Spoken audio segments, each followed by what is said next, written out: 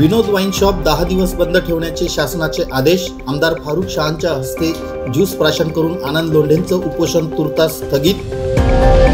प्रधानमंत्री मोदींविषयी अनुद्गार काढल्याने संतप्त भाजपाने धुळ्यात केलं खासदार राहुल गांधी यांच्या पुतळ्याचं दहन। राज्य उत्पादन शुल्क विभागाच्या प्रशासकीय इमारत कामाचा शुभारंभ आमदार फारुख शाह यांच्या हस्ते संपन्न। अरवीतील भूसंपादनात 12 प्लॉट हडपल्याचा प्रकार। पत्रकार परिषदेत मंगलाबाईंना रडू कोसळलं। धुळे शहरातील जेल रोडवरील डॉक्टर बाबासाहेब आंबेडकर यांच्या पुतळ्याच्या मागील बाजूस आंबेडकरी समाजाच्या भावनांना लाथाडत गेली अनेक वर्षे सुरू असलेलं विनोद वाईन शॉप हे मद्य विक्रीचं दुकान अखेर प्रशासनाने दिनांक 9 फेब्रुवारीला सीलबंद करून 10 दिवस बंद ठेवण्याचे आदेश दिले। जिल्हाधिकारी धुळे, पोलीस अधीक्षक धुळे आणि राज्य उत्पादन शुल्क अधीक्षक यांनी अनुज्ञप्ती धारकास बोलावून त्यांच्याशी चर्चा करून अनुज्ञप्ती भारतरत्न डॉक्टर बाबासाहेब आंबेडकर यांच्या पुतळ्यापासून 50 मीटर अंतरावर इतर ठिकाणी किंवा अन्यत्र स्थलांतरित करण्याबाबत प्रस्तावित करावे असे आदेशात नमूद केले आहे। आझाद समाज पार्टीचे राज्य अध्यक्ष आनंद लोंढे यांच्यासह 7 कार्यकर्त्यांनी 9 दिवस केलेलं आमरण उपोषण आणि याच मागणीसाठी शहर व जिल्ह्यातील समस्त आंबेडकरी जनतेनं बैठक घेऊन ठरविल्यानुसार दिनांक 5 फेब्रुवारीला शहरात आणि महामार्गांवर ठिकठिकाणी केलेली शिस्तबद्ध रास्ता रोको आंदोलने तसेच विविध राजकीय पक्ष व सामाजिक संघटनांनी वेळोवेळी या विषयावर केलेली आंदोलने या विविध बाजूंनी होत असलेल्या जोरदार विरोधामुळे राज्य उत्पादन शुल्क विभागाचे मंत्री नामदार शंभूराजे देसाई यांच्या दालनात आमदार फारुख शाह यांच्या माध्यमातून दिनांक 8 फेब्रुवारी रोजी झालेल्या बैठकीत शासनाने हा निर्णय घेतला। या बैठकीत आनंद लोंढे हे देखील व्हिडिओ कॉन्फरन्सिंगच्या माध्यमातून सहभागी झाले होते। या निर्णयानंतर दिनांक 9 फेब्रुवारी रोजी आमदार फारुख शाह तसेच महसूल, पोलीस प्रशासन आणि राज्य उत्पादन शुल्क विभाग यांच्या विनंतीस मान देऊन आनंद लोंढे व संतोष उर्फ आबा अमृतसागर, रवींद्र उर्फ भैया वाघ, चिंतामण थोरात, मुकेश वाघ, दावल वाघ, किरण भालेराव या उपोषणार्थींनी विनोद वाईन शॉप डॉक्टर बाबासाहेब आंबेडकरांच्या पुतळ्यामागून कायमस्वरूपी हटवावं आणि शिरपूर शहर पोलीस ठाण्याचे निरीक्षक आगरकर यांनी ज्या जातीय द्वेष भावनेमुळे आम्हा आंदोलकांना 26 जानेवारी 2024 रोजी पोलीस कोठडीत डांबून ठेवलं होतं त्याबाबत त्यांना तात्काळ निलंबित करीत त्यांच्यावर ॲट्रॉसिटी ॲक्ट नुसार गुन्हा दाखल करावा या 2 मागण्या कायम ठेवत आमदार शाह यांच्या हस्ते ज्यूस प्राशन करून आमरण उपोषण येत्या 10 दिवसांकरिता स्थगित केलं। 10 दिवसांनंतर विनोद वाईन शॉप पुन्हा सुरू झाल्यास पुन्हा आमरण उपोषण सुरू करण्यात येईल अशी स्पष्ट भूमिका आनंद लोंढे यांनी मांडली। ज्यूस प्राशन करण्यापूर्वी उपस्थित दलित नेते व समाज बांधवांना उपोषण थांबवू का अशी विचारणा आनंद लोंढे यांनी केली। सर्वांनी हो म्हटल्यावर सर्व उपोषणार्थींनी ज्यूस प्राशन करीत उपोषण स्थगित केलं। विनोद वाईन शॉप हटविण्यासाठी आपल्याला कुणालाही पुन्हा आंदोलन करण्याची वेळ येणार नाही अशा प्रकारे कारवाईची तजवीज बैठकीतील चर्चेत झाली आहे अशी आश्वासक भूमिका आमदार फारुख शाह यांनी जाहीर करून हा कुणा एकाचा व्यक्तीचा अथवा एखाद्या पक्ष संघटनेचा विजय नसून हा भारतीय संविधानाचा खरा विजय आहे अशी भावना व्यक्त केली। तत्पूर्वी आमदार फारुख शाह यांचे OSD सिद्धार्थ जगदेव यांनी उपोषण थांबविण्यामागील वस्तुस्थिती मांडली। यावेळी ज्येष्ठ दलित नेते मुकुंदराव शिरसाट, माजी नगरसेवक जितेंद्र शिरसाट, ॲडव्होकेट विशाल साळवे, राज चव्हाण, आनंद सैंदाने, मुकेश खरात, संजय अहिरे, निशांत मोरे, देविदास जगताप, पैलवान कल्याण गरुड, महेंद्र शिरसाट, दिलीप भांबरे, ज्ञानेश्वर भांबरे, मनीबाबा खैरनार, चंद्रकांत सत्यसा, ॲडव्होकेट संतोष जाधव, भैया पारेराव, रत्नशील सोनवणे, कैलास बाविस्कर, विलास मोहिते, मंगलदास वाघ, संजय सरदार, पुरुषोत्तम गरुड, नाना थोरात, दुर्योधन पाटील, चेतन गायकवाड, संजय चव्हाण, सुरेश अहिरे, वाल्मिक जाधव, डॉक्टर दीपश्री नाईक, रंजना इंगळे, वंदना बागुल, नासिर पठाण, इक्बाल शाह, आसिफ शाह, अफसर शाह, ॲडव्होकेट शीतल जवरे, आकाश सोनवणे, झालटे सर, दिलीप मोहिते, दिनेश निकम, ईश्वर वाघ, कवी सुभाष जावरे, आप्पाजी साळवे, सोनूबाई सावकारे, निर्मलाबाई साळवे यांच्यासह आंबेडकरी समाजातील नेते, तरुण, महिला भगिनी, विविध पक्ष संघटनांचे पदाधिकारी तसेच धुळे शहराचे आमदार फारुख शाह हे आपल्या समर्थकांसह आले होते। आमच्या आंदोलनाच्या पाठीशी असलेले सर्व समाज बांधव दिनांक 5 फेब्रुवारी 2024 रोजी संपूर्ण शहरात विविध चौकांमध्ये आंबेडकरी तरुणांच्या मार्फत जे आंदोलन केलं गेलं व या उपोषणात सर्व राजकीय सामाजिक संघटनांच्या तसेच आंबेडकरी समाजाच्या नेत्यांचा, युवकांचा, महिला भगिनींचा जो पाठिंबा मिळाला त्यातून लढण्याची स्फूर्ती वाढली। या सामाजिक एकतेचं आनंद लोंढे यांनी आभार मानले। येते 10 दिवस वेट अँड वॉच ही भूमिका घेऊन कुठलाही विजयोत्सव सध्या साजरा करणार नाही असं आनंद लोंढे म्हणाले। 1 फेब्रुवारी पासून धुळे शहरातील मध्यवर्ती ठिकाणी असलेल्या डॉक्टर बाबासाहेब आंबेडकरांच्या स्मारकामागील विनोद वाईन्स बिनबोभाटपणे अनेक वर्षापासून चालू होतं आणि रोज त्या ठिकाणी डॉक्टर बाबासाहेब आंबेडकरांची विटंबना होत होती।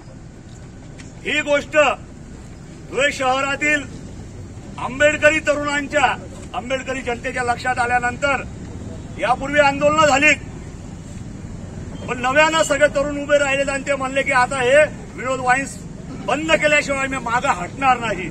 म्हणून शहरामध्ये गेल्या 2 महिन्यापासून, विशेषतः गेल्या 15 दिवसापासून तरुणांच्या बैठका चालल्या होत्या आणि या बैठकातनं निर्णय झाला की याच्या विरोधात आपण संघर्ष करायचा।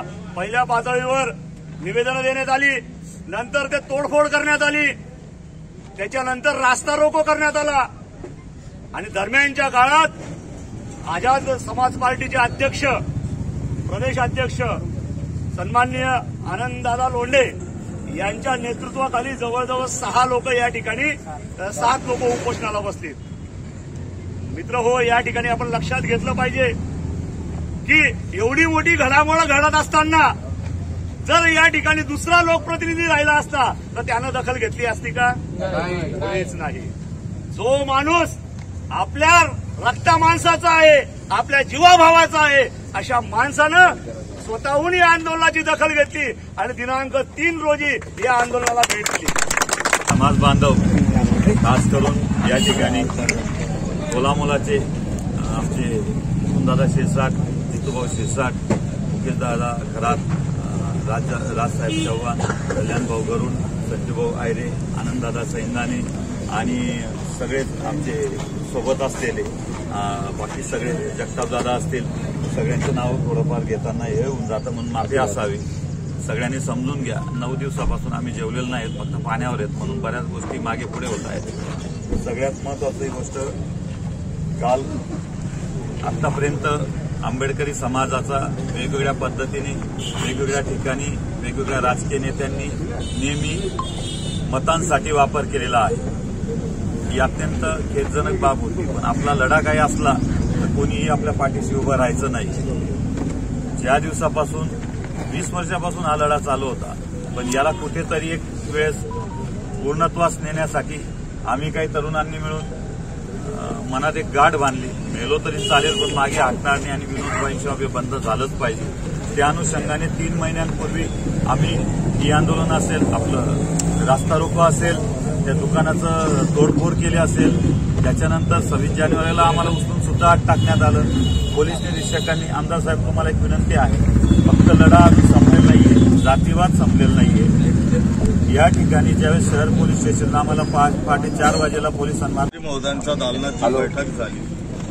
ती बैठक संपल्यानंतर आम्ही आणि मंत्री महोदय आणि जे एसपी होते राज्य उत्पादन शुल्काचे, त्यांचा व्यवस्थित आमचा बोलणं झालेला आहे आणि हा फक्त त्याला आम्ही अल्टिमेटम दिलेला आहे की 10 दिवसाच्या आत तू तुझं दुकान कुठेही शिफ्ट करून घे आणि 2 दिवसात तुझ्या दुकानाच्या हस्तांतरणाचा प्रस्ताव दे, आम्ही लगेच 2 मिनिटात त्याला मंजुरी देतो आणि नाही तर आमचे जे अधिकारी आहेत ते त्यांच्या परीने त्यांना जे करता येईल ते करतील, असा स्पष्ट सज्जड आम्ही त्याला देण्यात आलेला आहे। आणि आता मला तरी वाटतं आहे की ह्यापुढे आपल्याला इथे उपोषण करण्याची गरज पडणार नाही, याची मी आपल्याला ग्वाही देतो। आणि आपण माझा, मंत्री महोदयांचा, आमचे जे राज्य उत्पादन शुल्काचे जे अधिकारी, तसंच जिल्हाधिकारी, जिल्हा पोलीस अधीक्षक यांचा मान ठेवला, त्याबद्दल मी आपल्या सर्वांचे आभार मानतो आणि आपल्याला हे ग्वाही देतो की यापुढे आपल्याला उपोषणासाठी बसायला लागणार नाही, कारण 10 दिवसाच्या आत त्याचं जे दुकान आहे, ती वाईन शॉप, आम्ही त्याचं स्थलांतर करू म्हणजे करू। डॉक्टर बाबासाहेब आंबेडकरांचा, डॉक्टर बाबासाहेब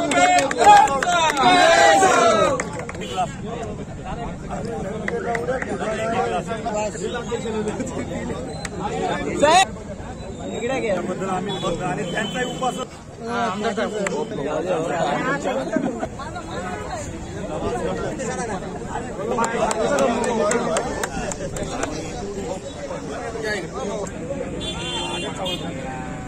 बीच में मोबाइल आम्ही पण आंबेडकर जळवाडीचे आम्ही पण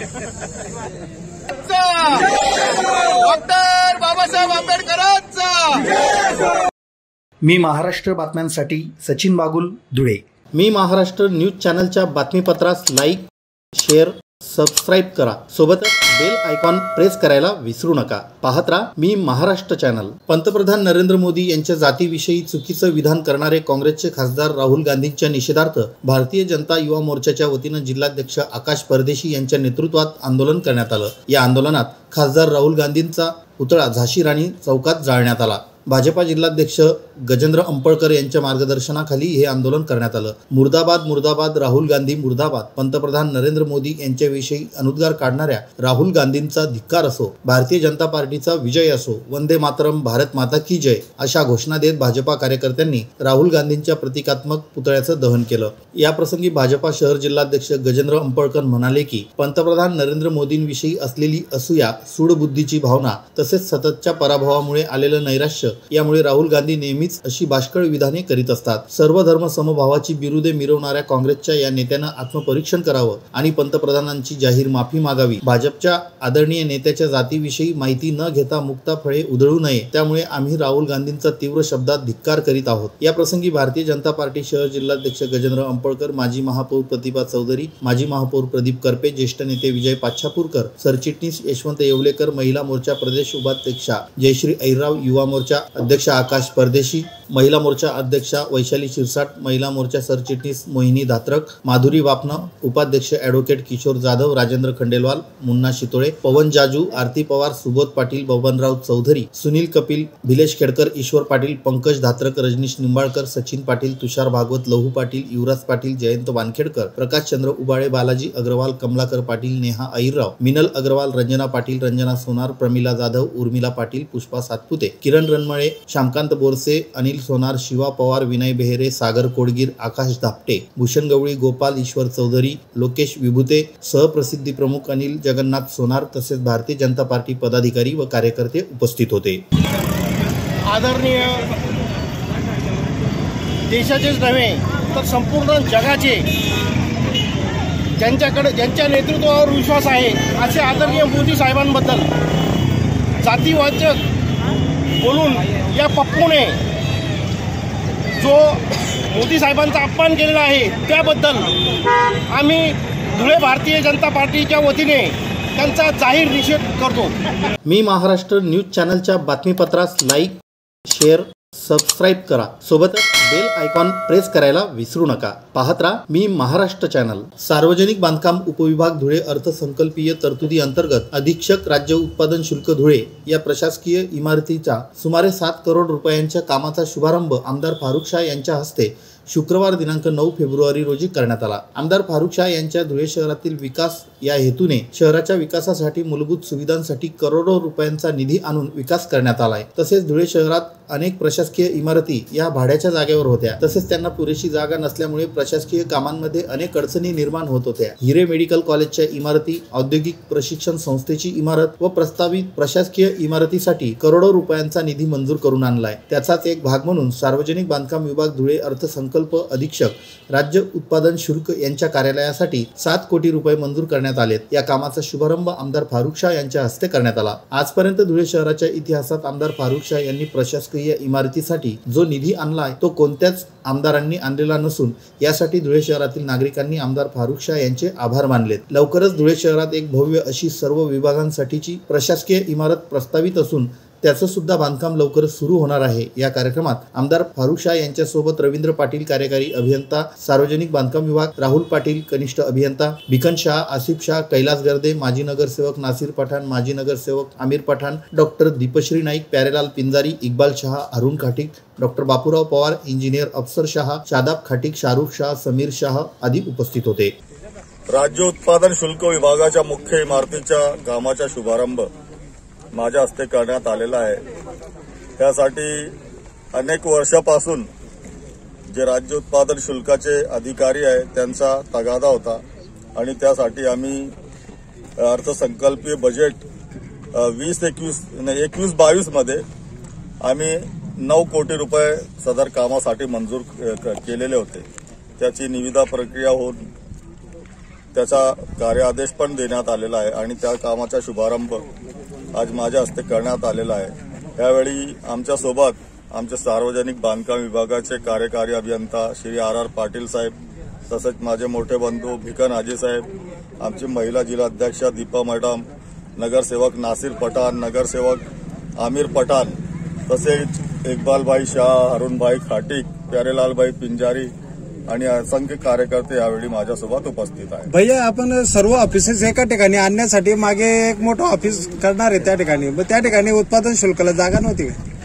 नाही, आता आम्ही जेवढे विभागाचे जे प्रमुख आहेत त्यांना लेखी पत्र दिलेला होता आणि त्यांना सांगितलं होतं की जर तुम्हाला पाहिजे असेल तर तुम्ही त्या मुख्य इमारतीत या, तुम्हाला तिथे आम्ही जागा देऊ. परंतु हे राज्य उत्पादन शुल्क विभागाचे जे अधिकारी, त्यांचं म्हणणं असं होता की आम्हाला एक मोठा म्हणजे कार्यालय पाहिजे, कारण इथे गाडी आहे पार्किंगसाठी वगैरे आणि काही वस्तू जे त्यांनी जे जप्त केला ते मुद्देमाल वगैरे ठेवण्यासाठी एक प्रशस्त इमारत आम्हाला हवी आहे.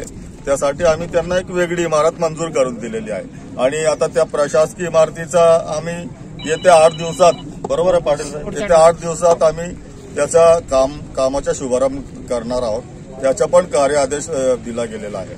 मी महाराष्ट्र न्यूज चॅनलच्या बातमीपत्रास लाईक, शेअर, सबस्क्राईब करा. सोबतच बेल आयकॉन प्रेस करायला विसरू नका. पाहत राहा मी महाराष्ट्र चॅनल. राष्ट्रीय महामार्ग क्रमांक 3च्या चौपदरीकरणात भूसंपादन करताना रडीचा डाव खेळला गेलाय. भूसंपादनाच्या प्रक्रियेत 12 प्लॉट हडपण्यात आलेत. हक्काची मालमत्ता हडपली जाऊन गेल्या 6 वर्षांपासून न्याय न मिळाल्यानं भर पत्रकार परिषदेत मंगलाबाई चित्ते या महिलेला रडू कोसळलं. माध्यमांनीच आता न्याय मिळवून द्यावा अशी अपेक्षा त्यांनी व्यक्त केली. पत्रकार परिषदेत भूमिका मांडताना श्रीमती मंगलाबाई चित्ते, संदीप जोशी, निवृत्ती गवळी म्हणाले की मुंबई आग्रा महामार्ग क्रमांक 3च्या चौपदरीकरणात रीतसर संपादन न करता बाधित झालेल्या आर्वी तालुका धुळे येथील सिटी सर्वे नंबर 830 ते 821 असे एकूण 12 रहिवासी प्लॉट कुठलीही पूर्वसूचना न देता संपादित करण्यात आले. कुठलीही पूर्वसूचना न देता संपादित केलेल्या प्लॉटचा मोबदला मिळाला नाही. मोजणी करताना आमच्या जागा महामार्गाच्या कामात वापरण्यात आल्याचे निदर्शनास आले. आर्वी गावठाण भूमापन क्रमांक 3 सन 1987च्या नकाशानुसार आमच्या मालमत्ता या सुरक्षित आणि व्यवस्थित होत्या. त्यानंतर 14 मार्च 2022 रोजी भूमी अभिलेख विभागामार्फत परिरक्षक भूमापक बोरकुंड यांच्या मार्फत मोजणी केली असता आमच्या मालमत्ता नॅशनल हायवे 3च्या चौपदरीकरणात बाधित झाल्याचं लक्षात आलं. सन 2006 मध्ये भूसंपादन विभाग आणि NHAI यांची जमिनीची मोजणी करून संबंधित प्लॉट धारकांना नोटीस न देता आमच्या मालमत्तांचा वापर केला. उप अधीक्षक भूमी अभिलेख यांच्याकडून संबंधित जमीन मोजणी केली असता त्यात देखील आमच्या मालमत्ता गावाजवळील उड्डाण पुलाखाली बाधित झालेल्या दिसत आहेत. तत्कालीन उपजिल्हाधिकारी यांनी वेळकाढू धोरण अवलंबले. त्यामुळे दिनांक 28 ऑगस्ट 2023 रोजी जिल्हाधिकाऱ्यांना त्याबाबत तक्रार केली. नकाशा तपासणी करून योग्य ती कारवाई करण्याबाबत आम्ही स्वतः गेलो असता उपजिल्हाधिकाऱ्यांनी काहीही ऐकून न घेता हीन वागणूक दिली. गावातील काही स्वयंघोषित पुढारी, तत्कालीन पदाधिकारी यांचा हस्तक्षेप आहे का? गावठाणच्या नावाने कोणी भरपाईचे पैसे लाटले का? याबाबत चौकशी करून आम्हाला आमचे प्लॉट मिळवून द्यावे, अन्यथा हा कुटुंबासह आत्मदहन करू असा इशारा या पत्रकार परिषदेतून देण्यात आला.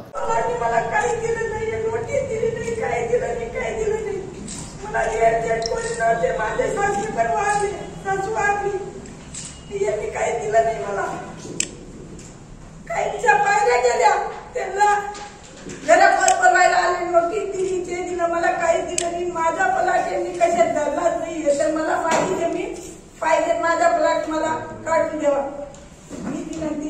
क्रमांक 3च्या चौपदरीकरणात आर्वी तालुका धुळे येथील आमचे जे प्लॉट्स होते, सिटी सर्वेचे प्लॉट्स होते, 2006 पूर्वी आम्हाला म्हणजे आमचा जो नकाशा आहे पहिला 2006 पूर्वीचा, त्याच्यात आमचे प्लॉट व्यवस्थित दिसत आहेत.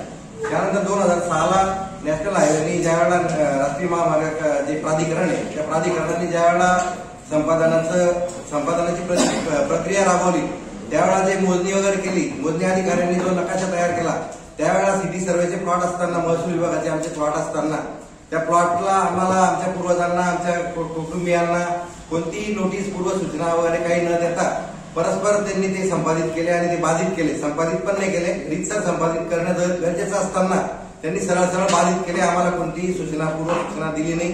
गावातल्या काही स्थानिक पदाधिकाऱ्यांना वगैरे हाताशी धरून त्यांनी परस्पर काय प्रक्रिया राबवली त्यांनाच माहिती. पण ज्यावेळा सिटी सर्व्हेने मोजणी केली रीतसर, तो पहिला जो मॅप आहे, तो पहिला नकाशा आहे, त्याच्यात आमचे प्लॉट सविस्तर दिसतात. तिथे लाल टिकट केलेला आहे आम्ही. त्या ठिकाणी आमचे प्लॉट जिवंत आहेत. आणि जी प्राधिकरण जे नॅशनल हायवे NHAI जी संस्था आहे, त्या संस्थेने ज्यावेळा जो नकाशा त्यांनी जो नकाशा तयार केलेला आहे, त्यावेळेला त्याच्यामध्ये डायरेक्ट आर्वी गावठाण दाखवलंय. आमच्या याच्यावर नवीन गावठाण हा प्रकार आला कस काय. ज्यावेळेला आम्ही 2022ला मोजणी केली, 2022ला मोजणी केली, त्यावेळेला आमच्या निदर्शनास आलं किंवा आमचा प्लॉट इथे सिटी सर्वेच्या अधिकाऱ्यांनी सांगितलं आम्हाला की तुमचा प्लॉट हा ब्रिज खाली गेलेला आहे.